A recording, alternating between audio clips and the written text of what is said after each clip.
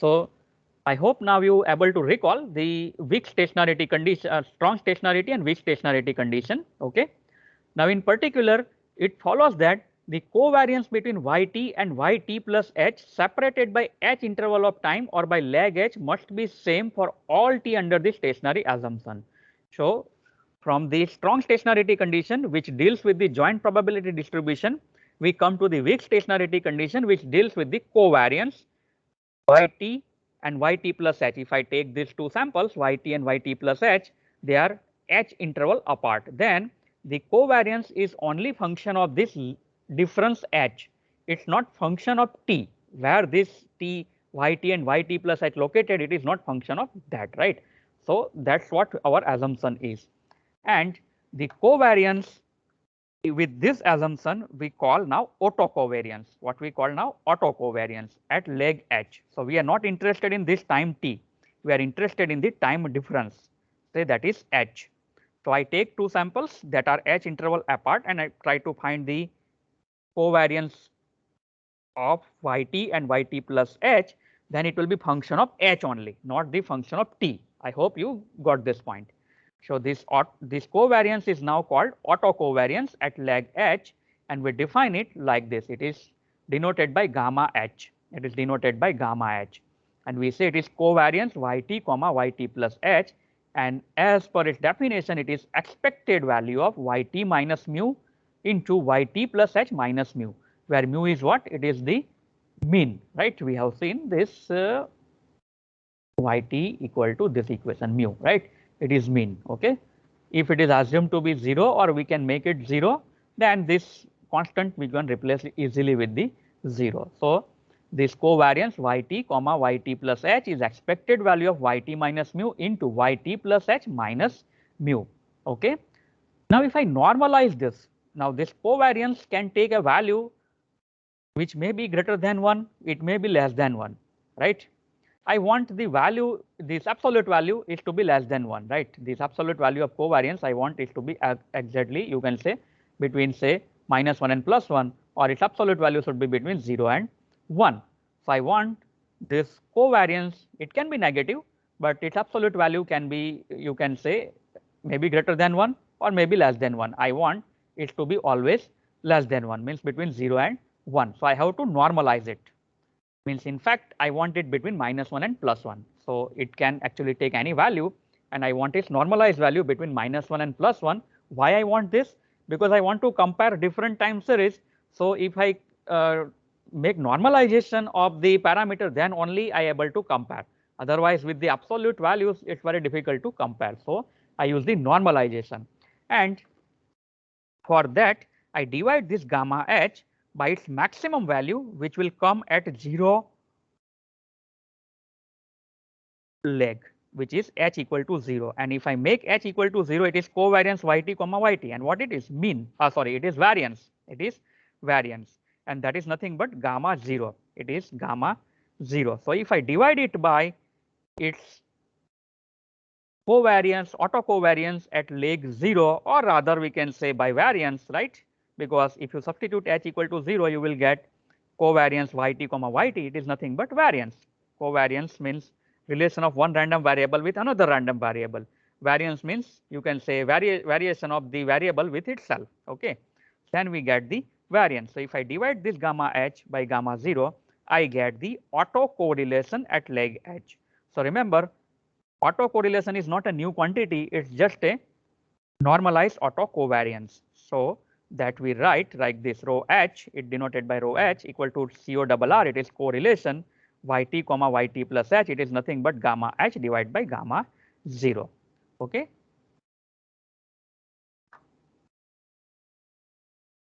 Now why this correlation is happening, that is very important, because this is time series data. So every sample that is coming at present time has some dependence on the past data. So there is a mutual linear dependence. There is a mutual linear dependence, and because of that there is a correlation. Because of that there is a correlation. So correlation between two variables can result from a mutual linear dependence on the other variables. So on how many past variables it depends, we don't know. That we can find only from this autocorrelation function. If we determine whole autocorrelation sequence, then only we are able to know on how many past samples it is depending, right? It may depend on past 1, past 2, past 3, or may depend on so many past sample. Now, if I remove this linear dependence somehow, can anybody tell me what is linear dependence? You might have studied that in probability and statistics. The linearly dependent variables. Let if I take a space of some variable, right? Say I have n number of variables, say from v1, v2, vn. And in that space, I say the variables are linearly dependent. What it means?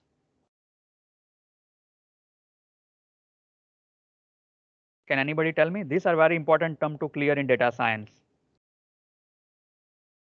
When you learn machine learning or AI, it's very important. Can anybody? I expect answer from you now. Your interaction is required.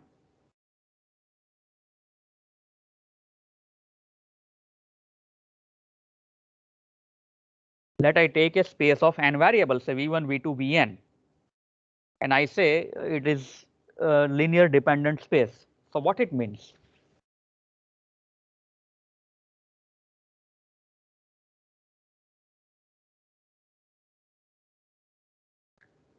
It has relation with the linearity that we have studied in signal system or DSP. What is the meaning of linear dependence? Anybody? Anybody who has gone through any course on AI, machine learning, or any other online course, they must know this term.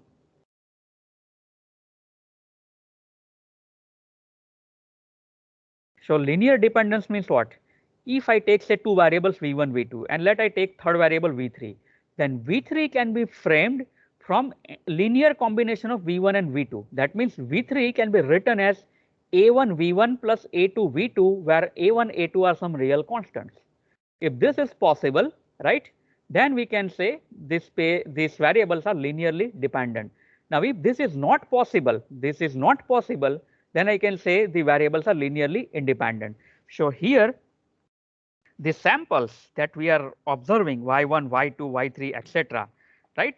So each sample has some linear dependence on some past sample, right? Now, if I remove this linear dependence and find the correlation, then it is called partial autocorrelation. So partial autocorrelation is the autocorrelation between yt and yt plus h after removing any linear dependence on y1, y2 up to yt plus h plus 1. So if I remove the linear dependence and then if I find the autocorrelation, whatever be the sequence there, and if I find the autocorrelation, then it is called partial autocorrelation. Okay, and the partial autocorrelation at leg h, it is like autocorrelation again. It is a sequence, but at leg h, it is denoted by this symbol phi h comma h. So remember, the covariance, autocovariance is denoted by symbol gamma h, autocorrelation denoted by symbol rho h, and partial autocorrelation is denoted by symbol phi h comma h. And partial autocorrelation is what? It is autocorrelation after removing the linear dependence of all this incoming data, right? Between all this incoming data, and then whatever be the sequence left, if I measure the correlation, autocorrelation, that is called PACF, partial autocorrelation. Okay. So in short, keeping all this long story short, we are not interested in the huge mathematics and statistics. When we use the MATLAB, we use the inbuilt function to find all these things, right? So this ACF of any time series yt, where t is running from 1 to n, capital N, we have this sequence rho h running from 1 to up to capital N minus 1, and rho 0 is always 1, right? If you calculate rho 0, it is always 1 because rho 0 is what? Gamma 0 by gamma 0, so it is always 1. So that's why we need not to calculate rho 0, it is always 1. And rho h is the autocorrelation function for h equal to 1 to up to capital N minus 1, and we have total capital N number of observations. Similarly, the autocorrelation is one kind of correlation. So it is denoted by here phi h comma h, where h is running from 1 to up to capital N minus 1. Here there are h comma h, there are two suffix because it indicates there is no dependency, right? It indicates it's independent, right? It is autocorrelation with some independent sequence, right? So that's why there is a symbol phi h comma h. So I hope you understood this ACF PACF.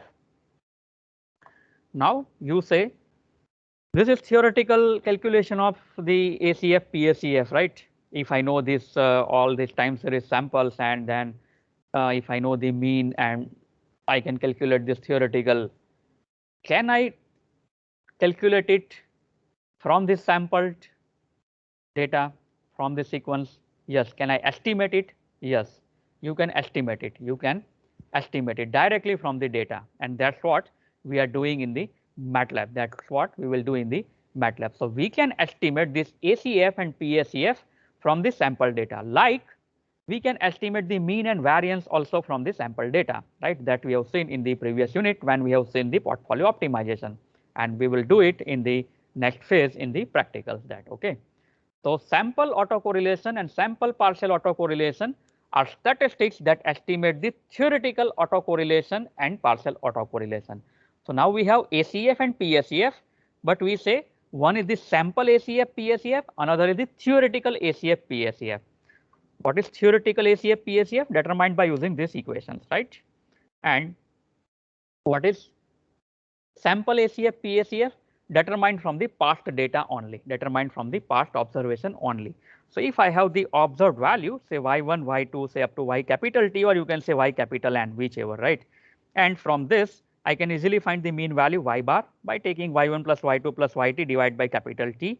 Then the sample H autocorrelation, we can find it by using this equation, right? This equation is derived from this definition of the expectation, and you can see it is a finite summation sigma t equal to h plus 1 to capital T yt minus y bar into yt plus h minus y bar divided by, it is normalized value, so divide by sigma t equal to 1 to capital T yt minus y bar whole square. You can say this is equation of variance actually, yt minus y bar whole square, and do it as summation from t equal to capital T equal to 1 to capital T. So that is actually variance, right? And this is the covariance. So covariance divided by variance, it's a normalized value, and that is the correlation. So remember, we can calculate this rho h cap. And what is rho h cap? It is estimated value of the rho h.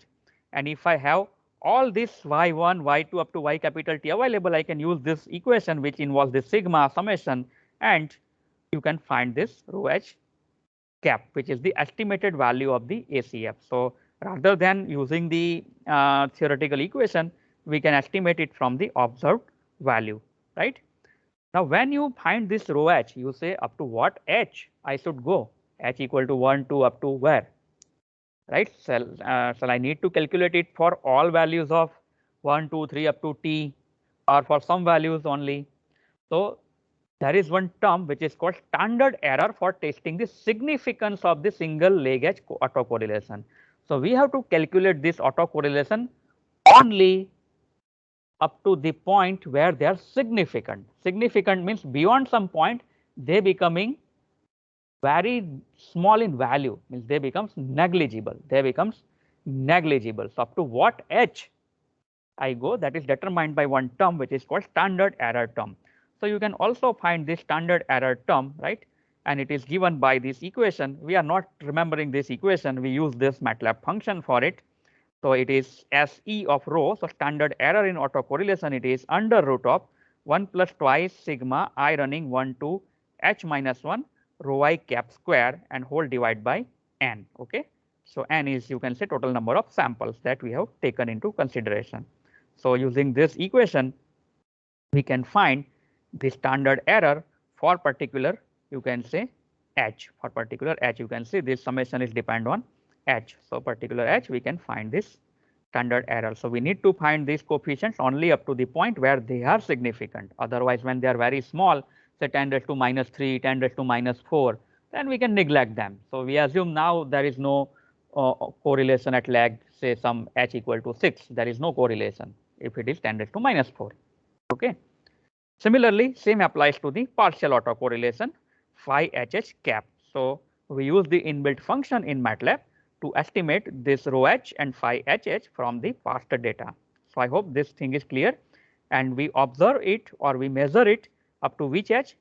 Up to the point where the standard error gives us that the coefficients are having some significant amplitude. If they are of negligible amplitude, then the standard error becomes very small, and we can say we need not to now calculate the coefficient for further edge. Is it clear? Now we go to very important topic, that is called conditional mean model for this stationary time series. So let me understand what is conditional mean. So far we have understood unconditional means, right? So we have seen, if I say E of yt, it is mean, expected value. Mean means expected value, okay? So if I write E of yt, it is mu for all times t, because we have assumed it is a stationary stochastic process. So if I look at the model equation that we have seen, this yt equal to this, right? This is our standard equation to model the time series. So if I take expectation on both sides, it is expectation of yt equal to expectation of mu, which is always mu, plus expectation of all this value, plus expectation of epsilon t. Now epsilon t is a zero mean process, so its mean is 0. Its mean is 0. And this process, if I take expectation over all this range of this I equal to 1 to infinite, it will result in 0. So the unconditional expectation of this process is always mu, which is the mean value, So I am always writing the unconditional mean E of yt equal to mu. But there is another term which is called conditional mean. What is the meaning of conditional mean? Right? You have a probability and conditional probability. Can anybody tell me what is conditional probability? What is difference between probability and conditional probability?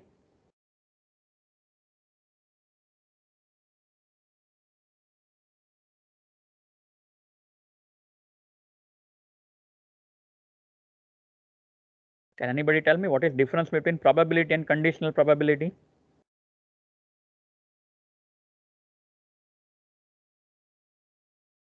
These are very simple things that you should recall, otherwise you will be in a trouble in the next exam.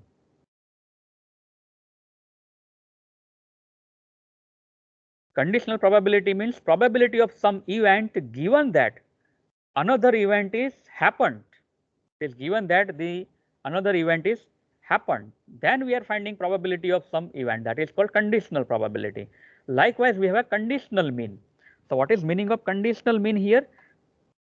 If I write like this, expectation of yt given omega t, here this is symbol omega t. So that means it is a conditional mean of what? Of yt given this condition omega t. Okay. So the conditional mean of yt is the expected value of yt given a conditioning set of variables, say omega t. So a conditional mean model specifies a functional form for E yt given omega t. So when we write conditional mean, we write it like conditional probability. It is like P of A slash B. So here it is E of yt slash omega t. So given this set of variable condition on omega t, we are finding the mean of this yt. That means it is a conditional expectation. So we are using now conditional mean model. Okay. And if I use the unconditional mean, that we have seen it is always equal to mu. Now we apply one decomposition which we have referred earlier, but we are not going in detail of it. It is called Walsh decomposition, and we can write the conditional mean of any stationary process yt. So we always remember our basic equation. This is the stationary process yt. So now if I apply expectation operator on both sides, not only expectation operator but conditional expectation operator. So expectation of yt given ht minus 1. So what I write now? Expectation of yt given ht minus 1, where ht minus 1 is some condition variable, right? We say some conditional variable, okay? Then it is equal to what? Expectation of mu given ht minus 1. Now mu is constant over all time. So it not depends on anything. It is always constant. So expectation of constant is always constant. So that is equal to mu plus expectation of sigma I running 1 to infinity psi I into epsilon t minus I given ht minus 1. So here this term will not be 0 because of this condition. This term will not be 0, but it gives me some value depends on the psi I and the sample, this random sample epsilon t minus I. But of course, if I find expectation of this epsilon t with any condition, so let I refer to this equation. If I find expectation of this epsilon t with any condition, it is always 0, because epsilon t is a zero mean white noise process. But of course, if I multiply it by psi I and sum it, then there are some dependency between the each and every term.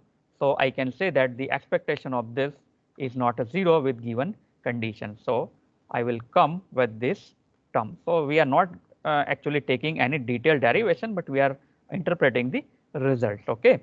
So remember here, this epsilon t minus I is what? Past observation of uncorrelated innovation process with 0 mean, and coefficients psi I are absolutely summable. That's what our original assumption, and we preserve it throughout the discussion. And this mu is unconditional expectation or mean. So any model of general linear form given by this equation is a valid specification for dynamic behavior of stationary stochastic process. Now this is a general equation. I will take now 3 different cases, and now I will model this time series by 3 conditional mean models. So 3 different conditions I will take. This ht minus 1 is now 3 different condition, and with this 3 different condition I will find one model is called AR model, autoregressive model.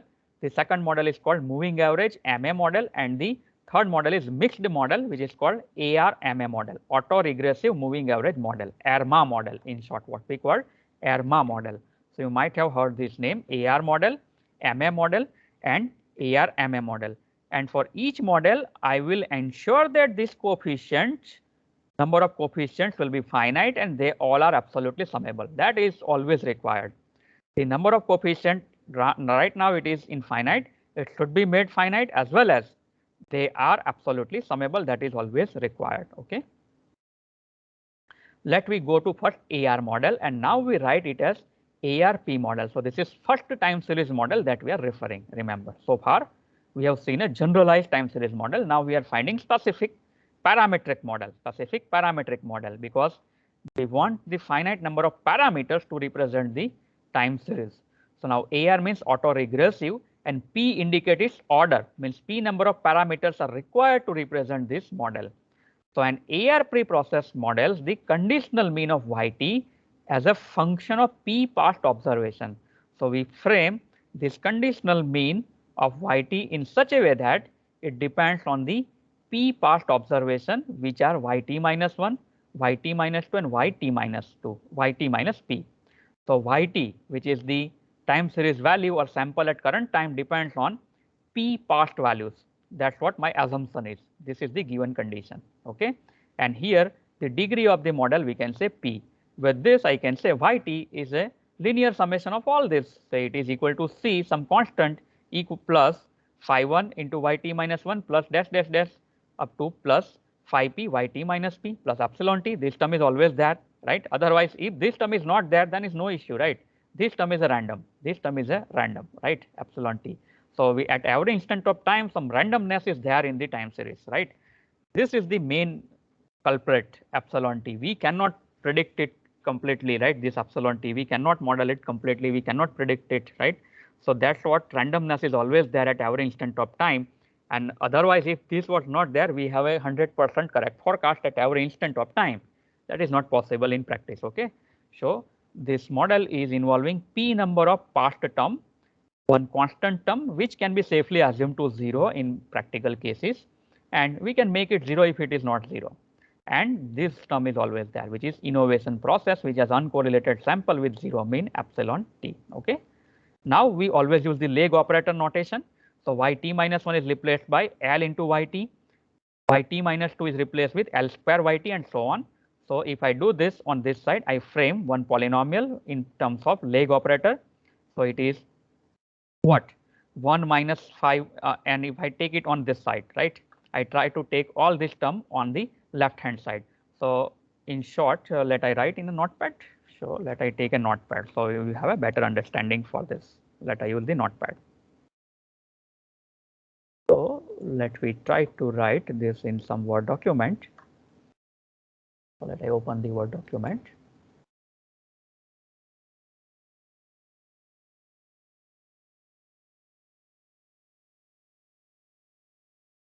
Yes, so what we have is this.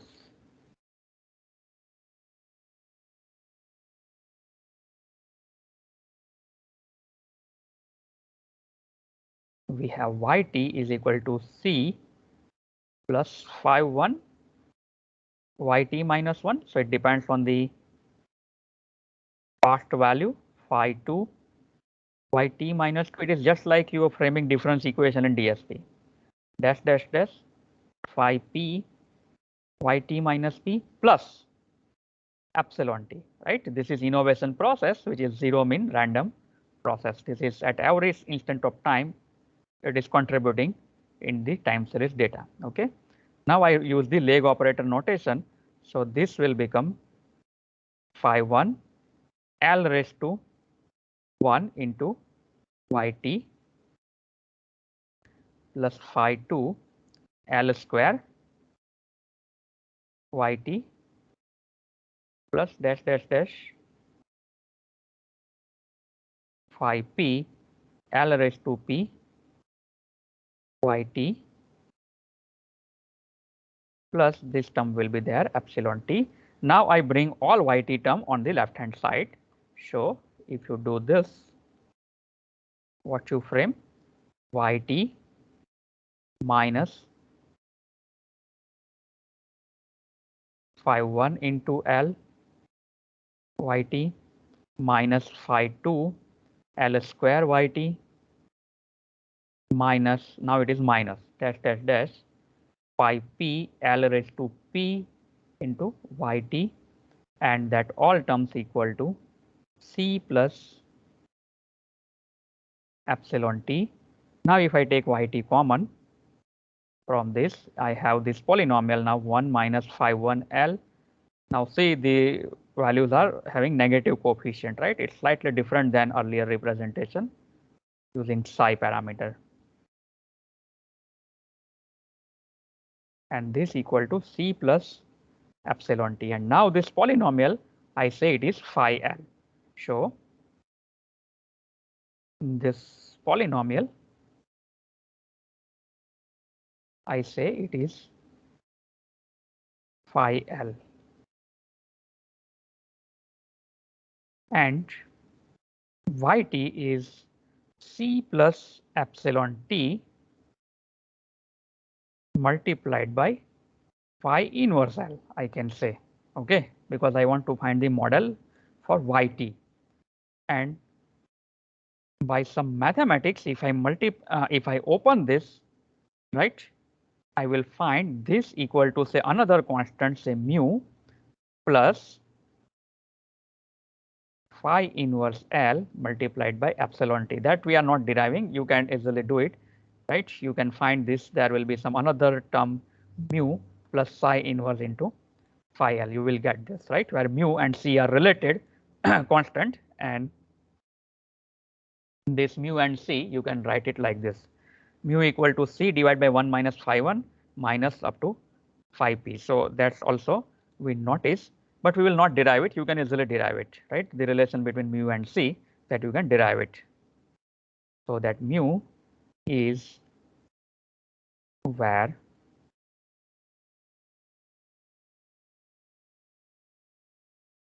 this mu is 1 minus phi 1 minus phi 2 minus dash dash dash phi L. Okay, so this what we have here in this slide. Okay, so now you can see this particular model, we are interested in the model equation. Yt is equal to mu plus phi inverse L into epsilon t, and phi inverse L is, again you can say it is 1 by phi L.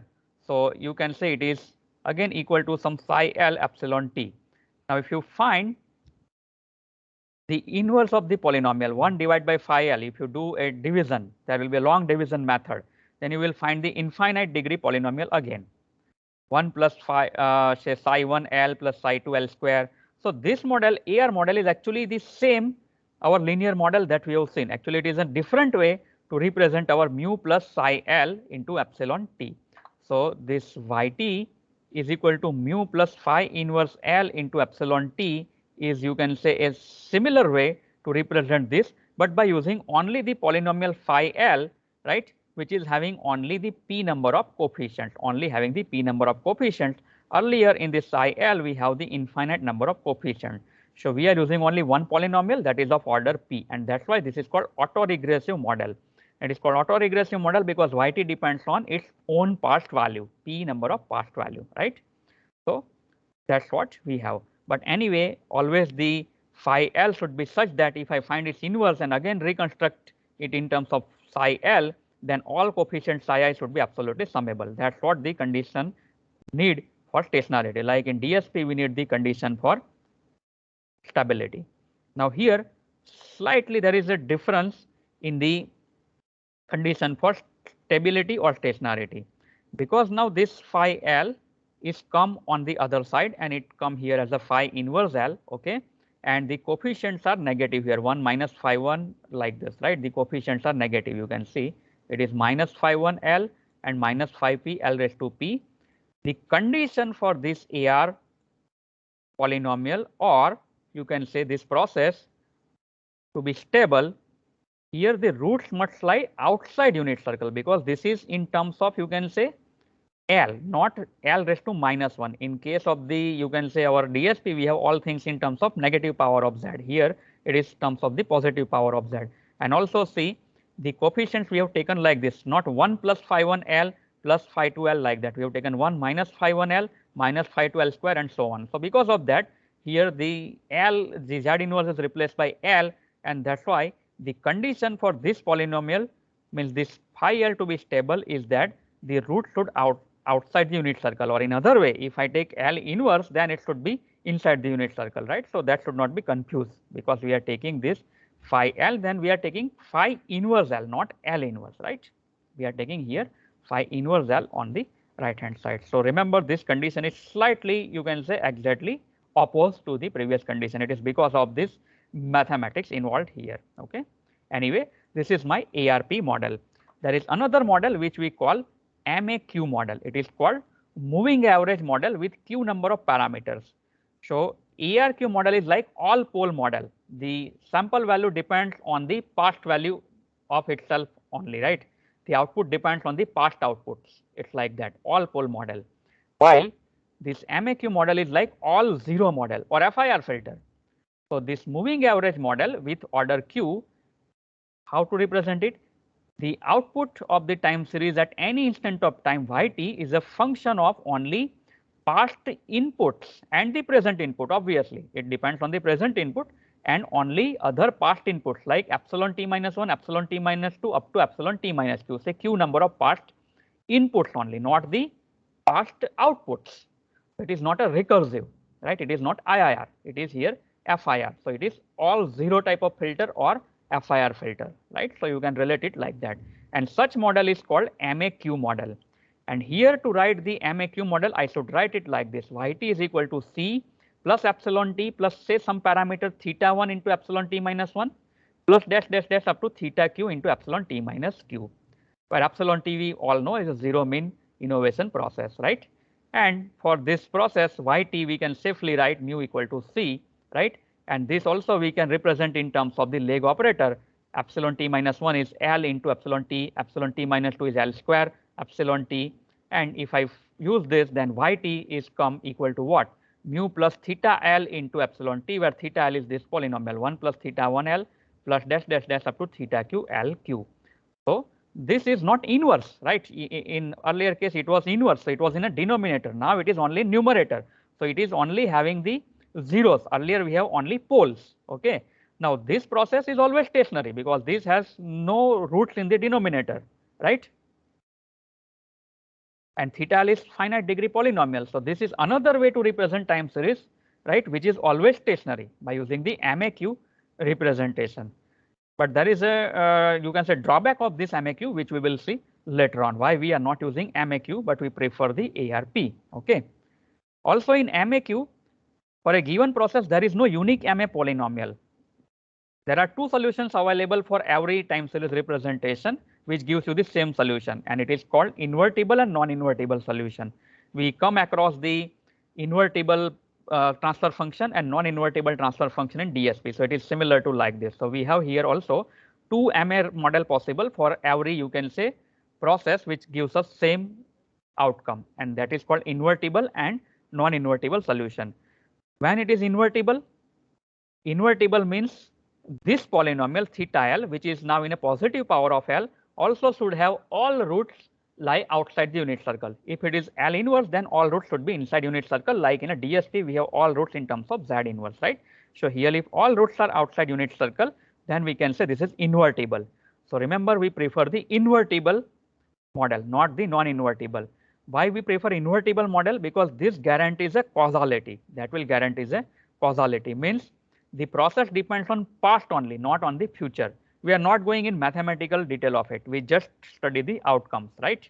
So remember, in short, we use this equation to represent MAQ, but this theta L should be invertible polynomial, so such that all of its roots lie outside the unit circle. Okay, so that the model is a causal one, right? It's a causal one. Okay.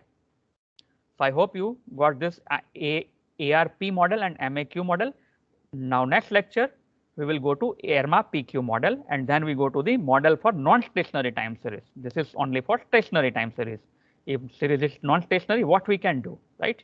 That we go for the another model in the next lecture. So I hope you studied this ARP and MAQ, and if you have any doubts so far, you can ask me. More things will be clear when we do practicals. So waiting for any doubt. Let I unshare and stop recording.